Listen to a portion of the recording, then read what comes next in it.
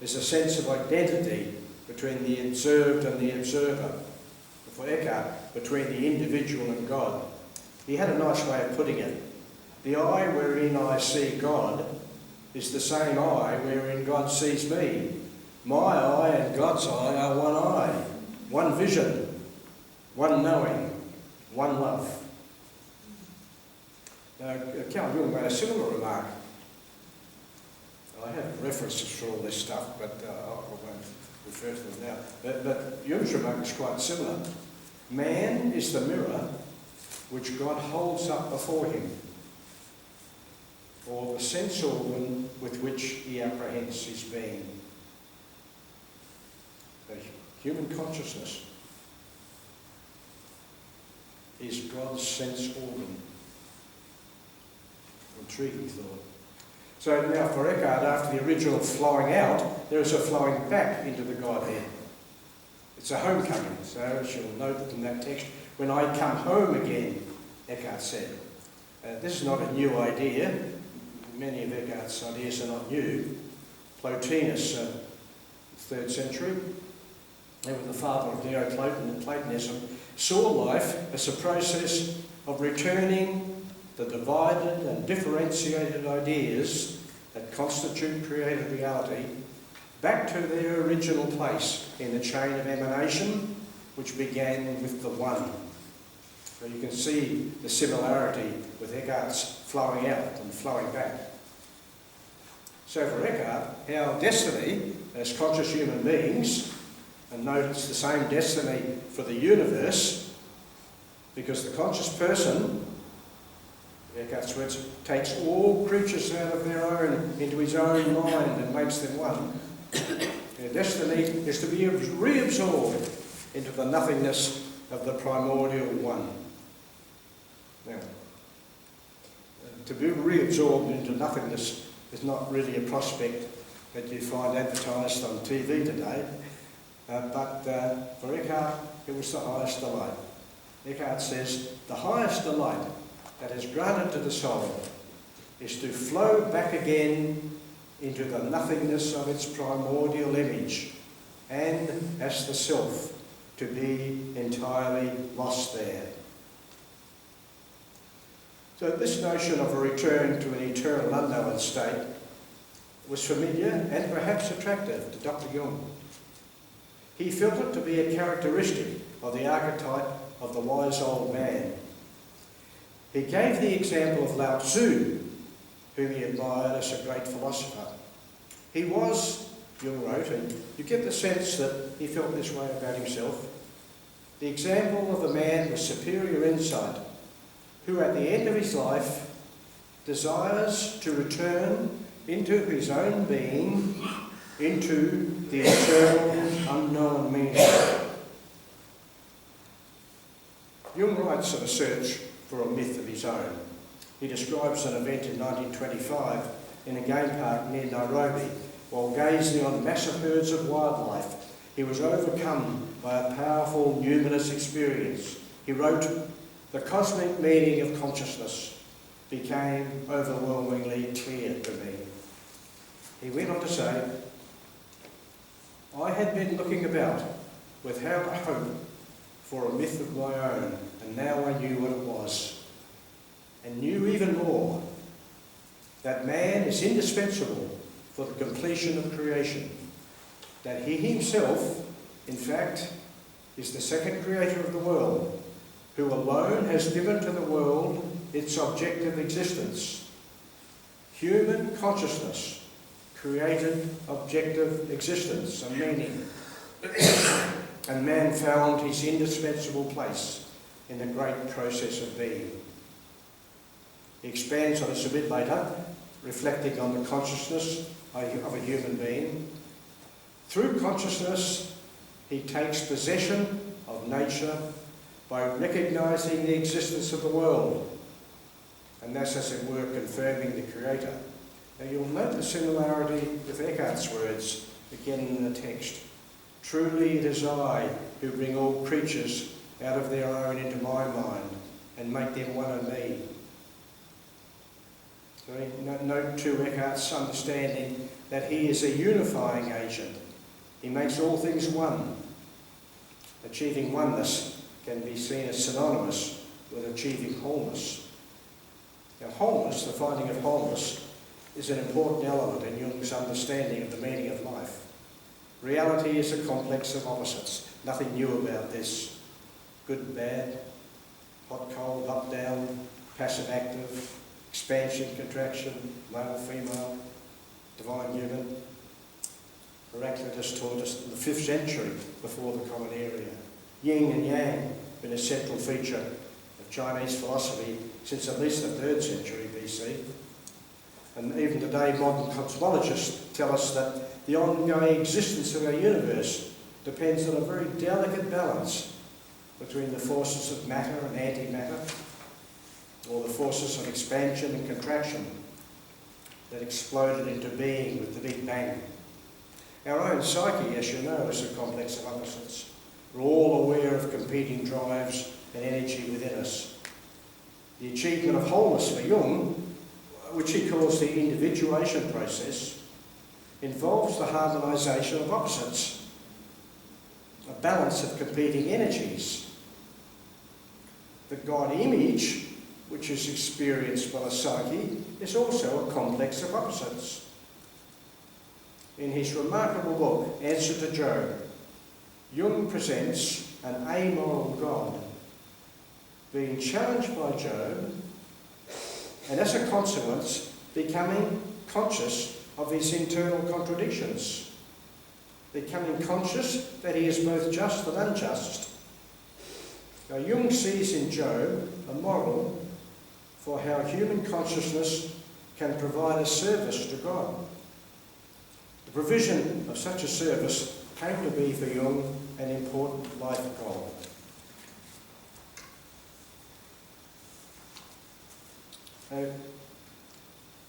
So this relationship that Jung talks about, of sort of mutual independence of God and man, is hinted at in the famous painting of Michelangelo on the ceiling of the Sistine Chapel. Here it's a shame I haven't got the slide, but you might remember that wonderful fresco that Michelangelo painted. So you have a God figure reaching out and then the male figure reaching the fingers, just touching.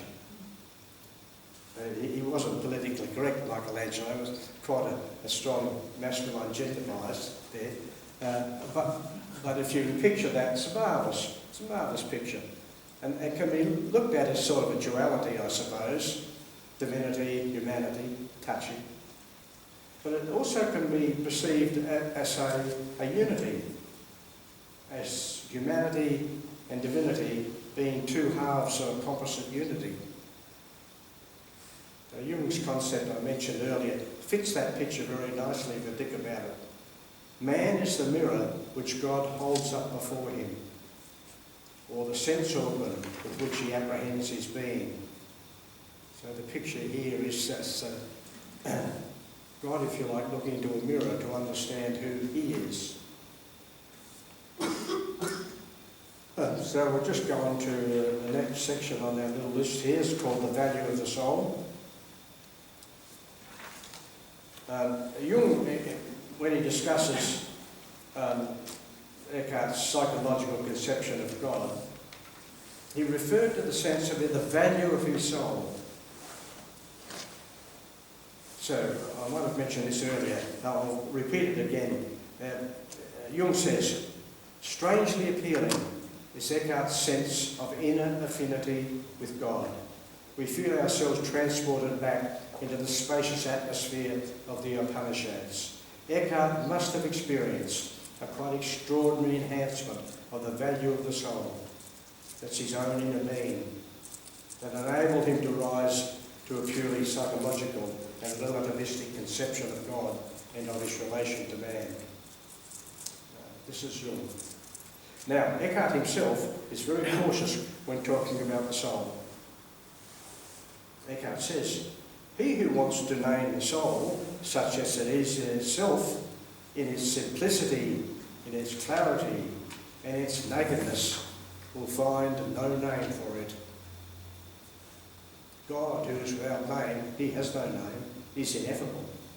And the soul in its ground is likewise ineffable. Just as ineffable, that is, you can't speak about it, as he is. So rather than define the soul, Eckhart calls it a place. The soul is a place where God works compassion. So note for Eckhart that compassion is not pity.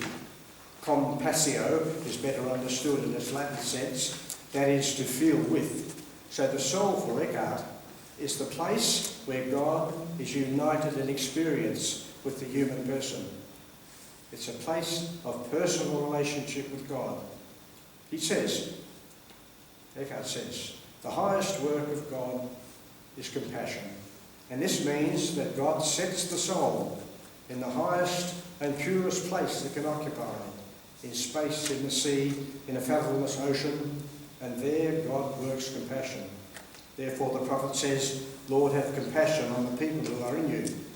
In other words, writes Eckhart, in some fashion we are in God, and such a being in is a land of compassion, of togetherness, of love, of non-dualism, of non-pity, of union. Now, Jung writes extensively about the soul. In Psychological Types, he's put out 8 pages on definition of the soul. And I struggle with them. Jung can be mentally exhausting. In the Red Book, on the other hand, he takes a different approach. He cries out, "My soul, where are you? Do you hear me? I speak, I call you, are you there?" He's more interested in a relationship with the soul than an intellectual understanding of what it is. He recalled the time he resigned from the University of Zurich because scientific work was hindering him connecting with the spirit of the depths. Jung wrote, "I thought and spoke much of the soul. I turned her into a scientific object. I did not consider that my soul cannot be the object of my judgment and knowledge. Much more, my judgment and knowledge are the objects of my soul.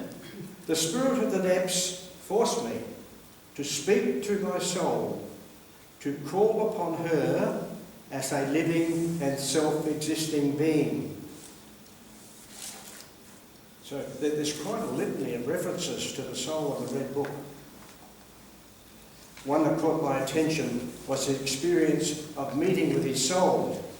He writes, "The woman throws back her veil, and she is a beautiful maiden with ginger hair. She says to him, 'I am your soul.'"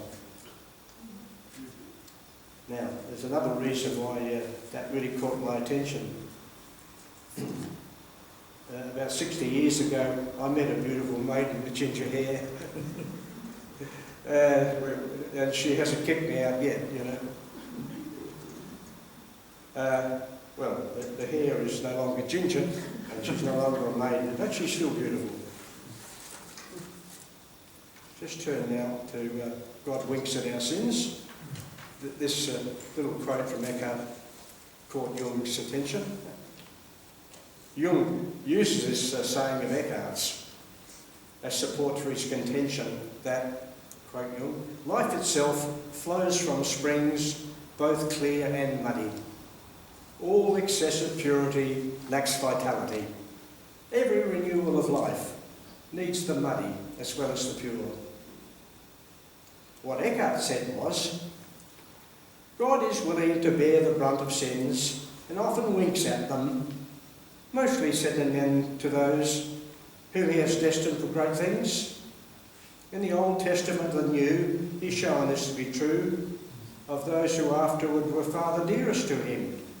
And still today, one seldom finds that people come to great things without they first go somewhat astray.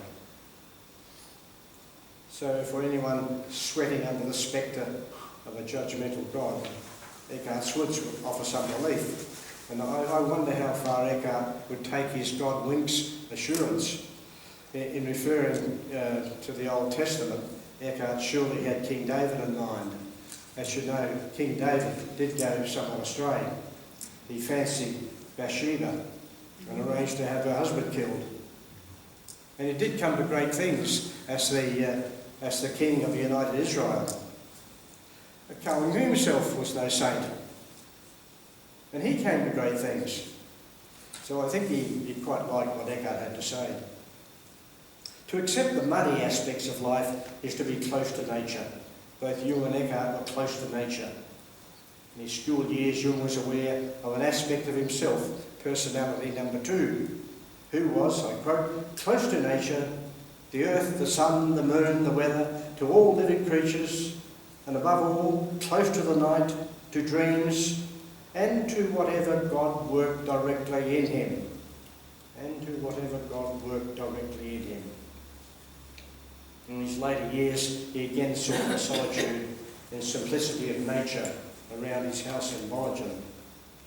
Eckhart was deeply influenced by Celtic spirituality. His spirituality was the spirituality of the earth. God was to be found in the sky, the rivers, the trees, every kind of animal. Eckhart's advice to scholars was, let those who bring about wonders in big black books take an animal, perhaps a dog, to help them. Life within the animal will give them strength, for equality gives strength in all things. I just now turn to the motherly aspect of God and the birth of the divine child. Now, Jung saluted the world-embracing spirit of Meister Eckhart. Jung considered that medieval mysticism, which Eckhart embodied, involved a reversion to a more primitive connection with Mother Earth, the prime source of all power.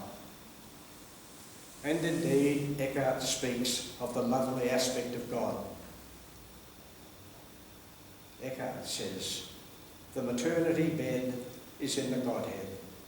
God lies like a woman on a maternity bed who has given birth in every good soul that has learned to let go.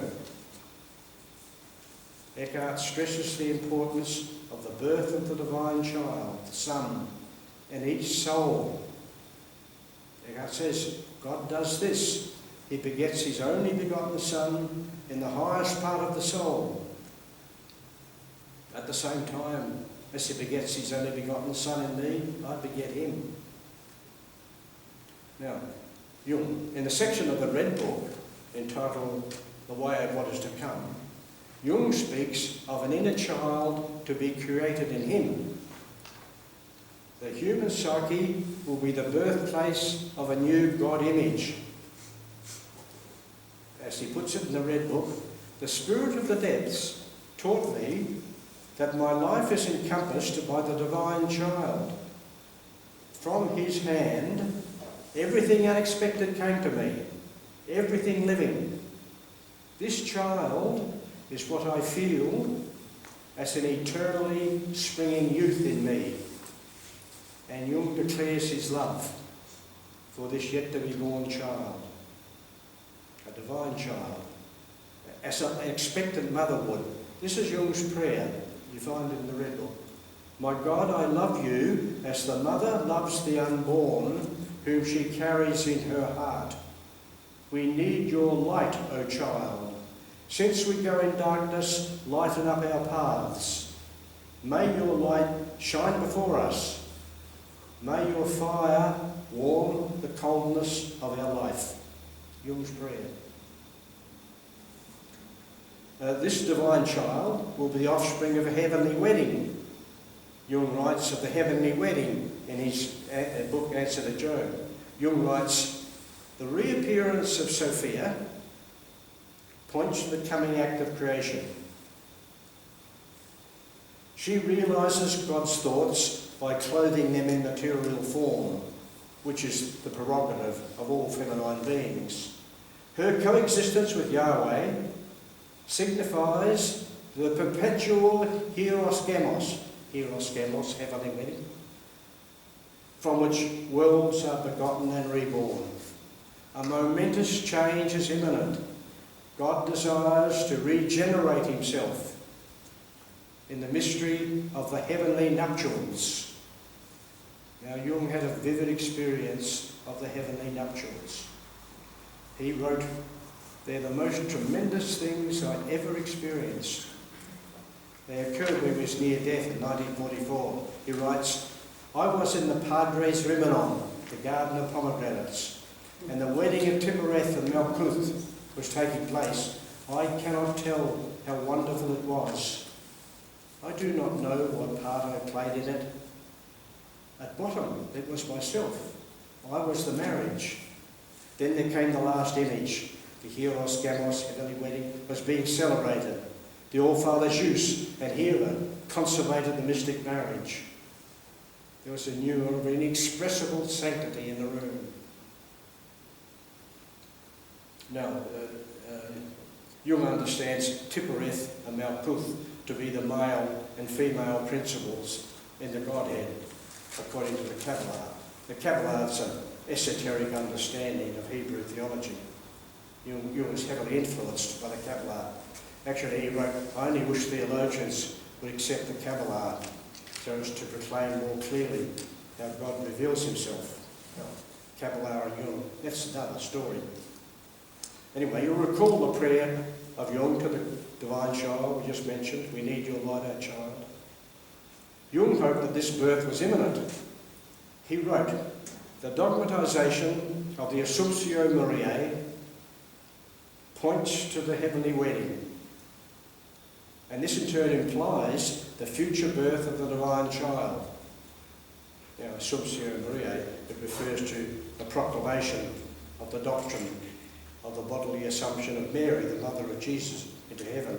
The proclamation made by Pius XII in 1950 was, in Jung's view, the most important religious event since the Reformation. Jung was not alone in seeing a heavenly wedding symbolism in his doctrine. The Pope's proclamation specifically declared that, quote, "the place of the bride, whom the Father had espoused, was in the heavenly courts." So the divine child who is to come, as Jung imagines it, will not be the first divine child. The infant of Bethlehem, Yeshua bar Joseph, who became known as the Christ, was a God-man. But Jung sees the need for a new God image. Jesus as God is the sinless one. For Jung, he was not the typical empirical human being. There was no dark side. The new God image for Jung must contain all the opposites, including the good and the evil. The coming divine child, says Jung, will choose as his birthplace the empirical man. Birth of the new Christ child in empirical humanity, shadow side and all, brings about what Jung calls a Christification of many. Now Eckhart too, that's what's been noted, stresses the birth of the Son and the individual soul. But for Eckhart, this giving birth, it's not an event isolated in time. It's not a one-off. It's a continuous process occurring in each soul. He goes on to say, it makes no sense unless this birth occurs in him. And he cites Augustine. He says, St. Augustine says, what does it avail me if this birth of Christ, the Son in eternity, is always happening, if it doesn't happen in me? That it should happen in me is what matters. Therefore we shall speak of this birth, of how it takes place in us.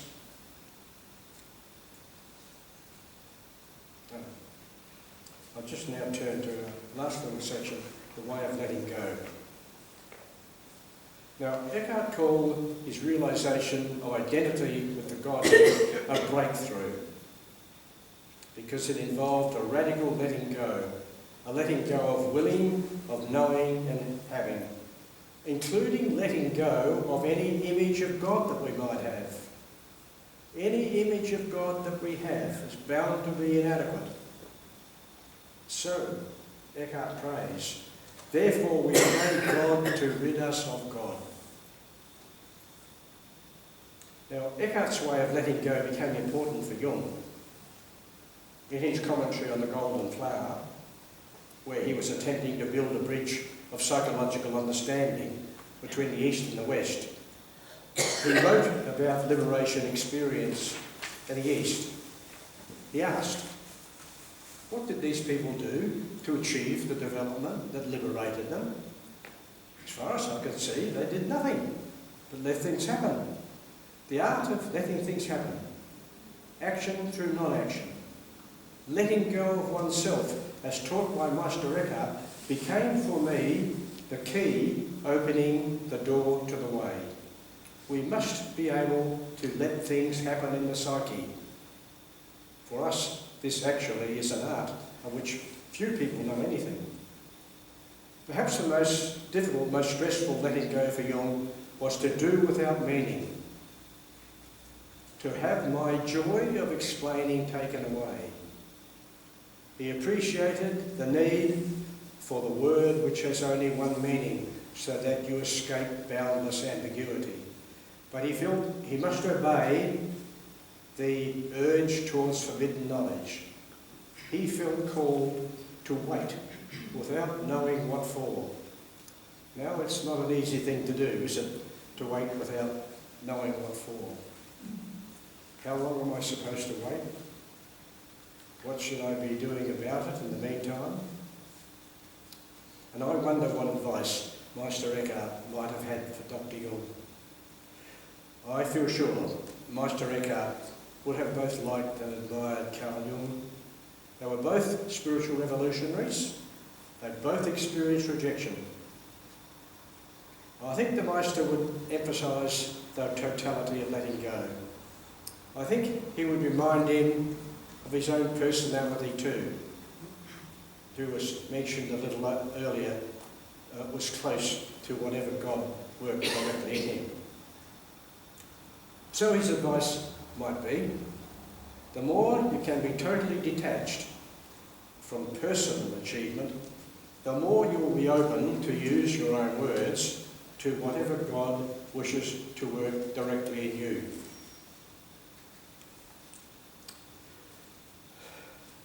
Now, over the last several months, I've become acquainted, if only in an introductory way, with Meister Eckhart. It's been a journey of new insights and spiritual growth. Dr. Jung has been and continues to be for me an important visionary, and I find in both of them a breath of life.